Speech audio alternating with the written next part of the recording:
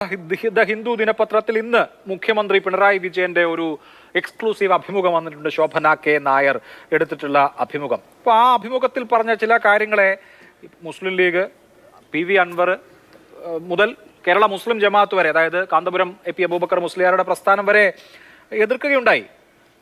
നമ്മളിപ്പോ കാട് കാണാതെ മരം കാണണം. ആ അഭിമുഖത്തിന്റെ തലക്കെട്ട് CPIM has always stridently opposed to RSS other Hindutva forces in Kerala. ഞങ്ങളാണ് കേരളത്തിൽ ഹിന്ദുത്വ ശക്തികളെ RSSനെ എക്കാലത്തും പ്രതിരോധിച്ചിട്ടുള്ളത് മുഖ്യമന്ത്രി എന്നുള്ളതാണ് ആ വാർത്താ പീസിന്റെ തലക്കെട്ട് തന്നെ. ആ പരാമർശത്തിന് തൊട്ട് മുമ്പുള്ള ഭാഗം മുഴുവൻ ഞങ്ങൾ എങ്ങനെയാണ് RSSന് എതിരായി നിൽക്കുന്നത് എന്നത് വിശദീകരിക്കാനാണ്. അതിലിപ്പോ ഈ രണ്ട് വാചകം മാത്രം എടുത്ത് മുഖ്യമന്ത്രി മലപ്പുറത്തെ അപമാനിച്ചിരിക്കുന്നു എന്ന് പറയേണ്ട കാര്യമുണ്ടോ? രണ്ട് വാചകം മാത്രമാണോ? രണ്ടോ മൂന്നോ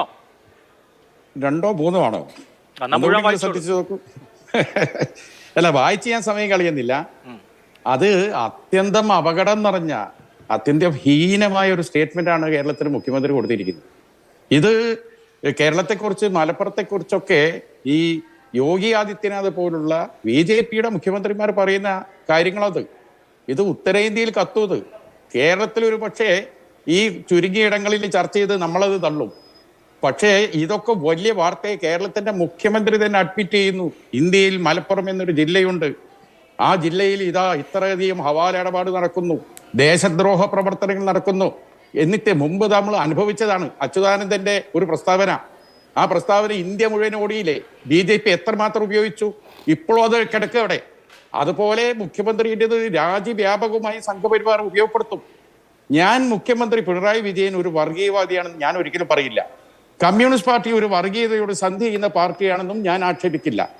പക്ഷെ മുഖ്യമന്ത്രി ഭയക്കുന്നു. പല നിലക്കും നിസ്സഹായനാണ് അദ്ദേഹം. അദ്ദേഹത്തിന് രണ്ട് മുഖ്യമന്ത്രിമാർ ജയിലിൽ പോയത് രാഷ്ട്രീയമായി നിങ്ങൾക്ക് പറയാം. പക്ഷേ CPM ലൈൻ മാറ്റുന്നതാണെങ്കിലോ? നോക്കൂ, ഇപ്പോ അവർ ലോക്സഭാ തെരഞ്ഞെടുപ്പിൽ വലിയ തിരിച്ചടി ഏറ്റുവാങ്ങി. തൃശ്ശൂരിൽ BJP ഒരു സീറ്റ് വിജയിച്ചു. BJPയുടെ വോട്ട് ഷെയർ 18ലേക്ക് കൂടി. ഇടതുപക്ഷത്തിന്റെ വോട്ട് വലിയ തോതിൽ BJPയിലേക്ക് മാറുന്നു. പ്രത്യേകിച്ച് അവരുടെ തന്നെ ക്യാച്ച്മെന്റ് ഏരിയകളിൽ വലിയ ചോർച്ച വരുന്നു എന്നുള്ളത് അവർ തന്നെ വിലയിരുത്തിയിട്ടുള്ള, അല്ലെങ്കിൽ അവർ തന്നെ മനസ്സിലാക്കിയിട്ടുള്ള ഒരു കാര്യമാണ്. ന്യൂനപക്ഷ പ്രീണനം എന്ന ആരോപണം CPMന് വലിയ ബുദ്ധിമുട്ടുണ്ടാക്കുന്നു എന്ന് അവർ തന്നെ തിരിച്ചറിഞ്ഞ് അവർ ലൈൻ മാറ്റുന്നതാണെങ്കിലോന്ന്. എല്ലാ ലൈൻ മാറ്റുന്നു. അത് ഏത് രീതിയിലാണ്? നിങ്ങൾ നോക്കൂ, ഒന്നും വേണ്ട. കഴിഞ്ഞ ഈ ഒരു 4-5 വർഷക്കാലത്തെ കേരളത്തിലെ പല കേസുകൾ എടുത്തൊന്ന് പഠിച്ച ഒന്ന് ഒരു ഓട്ടം നമ്മൾ നോക്കിയാലേ മനസ്സിലാവില്ലേ? നോക്കൂ, കാസർകോട്ടെ റിയാസ് മൗലവി വധം മുഴുവൻ പ്രതികളെയും വെറുതെ വിട്ടു. വളരെ അല്ല, പറയട്ടെ, കോടതിയാണ് വെറുതെ വിട്ടത്. അല്ല, കോടതി വെറുതെ വിടുന്നത് എങ്ങനെയാണ്? പ്രോസിക്യൂഷൻ പറയേണ്ടതൊന്നും പറഞ്ഞില്ല, വളരെ വീക്കായിരുന്നു.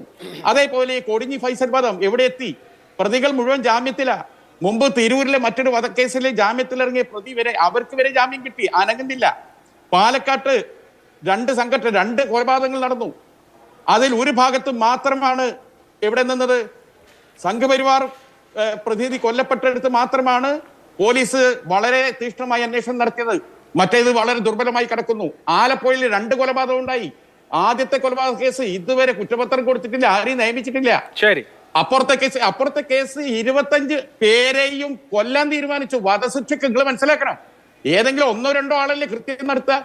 ഇത് വാഹനത്തിന് പാർക്ക് ചെയ്യാൻ സൗകര്യം കൊടുത്തവൻ അങ്ങനെ കൊടുത്ത് എല്ലാത്തിനും കൊല്ലാൻ തീരുമാനിച്ചു. കേരളത്തിൽ ഓരോരോ കേസുകൾ എടുത്ത് നിങ്ങൾ നോക്കൂ. അപ്പോഴാണ് ഈ അൻവർ പറയുന്നതും പ്രതിപക്ഷ നേതാവ് മുന്നോട്ട് വെച്ചതുമായ കാര്യങ്ങളെ വെച്ച് നമ്മൾ സംസാരിക്കണം. ഇന്ന് RJD പറഞ്ഞില്ലേ? നിങ്ങൾ എന്റെ നേരെ മാത്രം വരില്ലേ? RJD പ്രതിനിധി വളരെ കൃത്യമായി പറഞ്ഞു, ഈ പോലീസിന്റെ തലപ്പത്തുള്ളവരൊക്കെ റിട്ടയർഡ് ചെയ്താൽ എവിടേക്കാണ് പോകുന്നത്? കേരളത്തിന്റെ തന്നെ 2 DGPമാർ പോയ വഴി നമുക്കറിയാം. അതുപോലെ തന്നെ കേരളത്തിലെ 2 SP-മാർ പോയ വഴി അറിയാം. ഈ കഴിഞ്ഞ 2 ആഴ്ച മുമ്പ് ഒരു DYSP പോയ വഴി നമുക്കറിയാം. എല്ലാ സ്റ്റേറ്റിലും UPയിലെ DGP ആയിരുന്ന ദീക്ഷിത്, അദ്ദേഹം പോയ വഴി അറിയാം.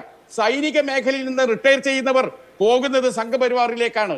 സംഘപരിവാറിനെ സംബന്ധിച്ചോട് ഞാൻ പറഞ്ഞേ, ഈ ഹൊസബുള്ള എന്നൊരു മനുഷ്യനെ കാണാൻ നിങ്ങൾക്ക് കഴിയില്ല, എനിക്ക് കഴിയില്ല, ആർക്കും കഴിയില്ല.